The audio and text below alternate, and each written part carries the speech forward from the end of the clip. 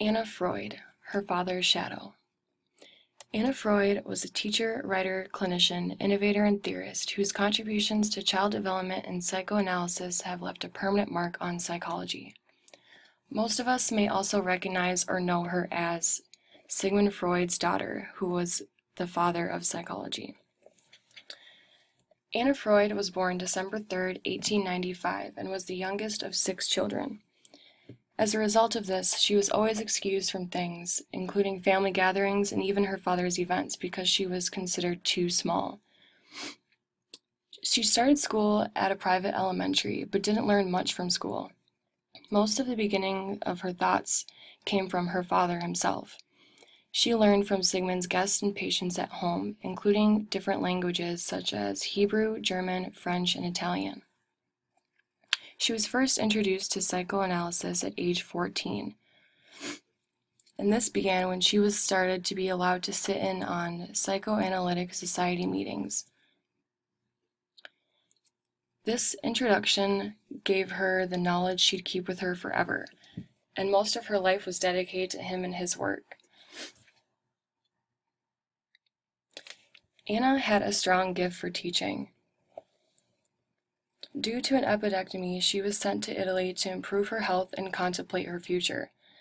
She stayed with her grandma until she passed an exam to become an apprentice in elementary education. Like I said, she was said to have an extraordinary gift of teaching, and this proved true and consumed much of the beginning of her adulthood and furthermore her career. She moved to Europe and continuously exchanged letters with her father about her work as well as his.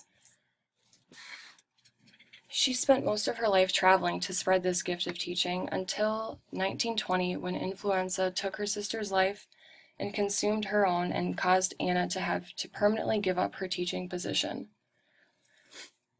This allowed for her to have more focus on her analysis that she had an extreme passion for. Anna desperately wanted to become a member of the International Psychoanalytic Congress.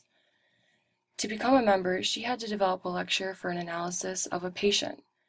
It was rumored that her patient was herself, because at the time Anna was going through a lot and did not have any patients of her own. This paid off, and she became a member. Her dreams were put on hold when Sigmund became ill due to cancer.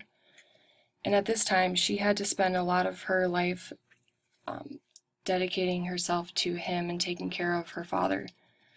At this time, she spent a lot of time seeing patients, both adults and children, because she was seeing her own as well as her father's, and translated her father's work for him. Her analysis of children differed from her father's analysis of adults. Much of this idea came from her father himself, and this stemmed from her development of the developmental stages that children experience that obviously adults have already gone through. These findings resulted in her first book, a series of lectures for teachers and parents, called The Introduction to the Technique of Child Analysis. She became increasingly noticed and spent the rest of her life running seminars, conferences, and teaching her practices and findings. Anna Freud accomplished many things on her own beyond the shadow of her father. She was the founder of child psychoanalysis. Her many findings and writings have been grouped into 5 books by the time of her passing in 1982. She dedicated her life to traveling and accomplished teaching her work from country to country. She founded Hampstead War Nursery, where here she worked with war victims and children separated by their parents. She also won the award of Decoration of Honor for services to the Republic of Austria. Many of these accomplishments have aided to her contribution to psychology as a whole. She was one of the first to leave a permanent mark on child psychology.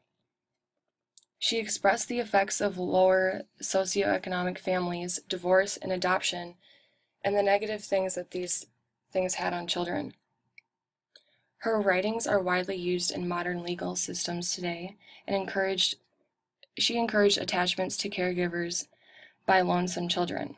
This included children who didn't have any families of their own.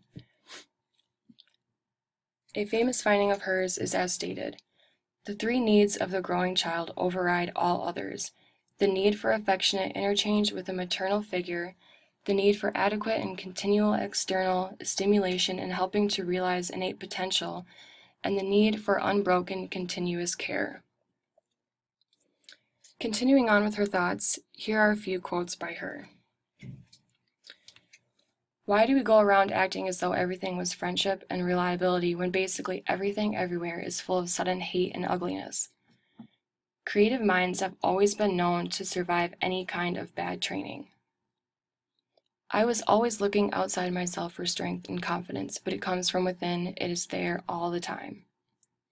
We are aware only of the empty space in the forest, which only yesterday was filled with trees. It is only when parental feelings are ineffective or when the mother's emotions are temporarily engaged elsewhere that children feel lost. Although Anna was the daughter of the father of psychology, she made a name for herself and left a permanent mark on child psychology and psychoanalysis.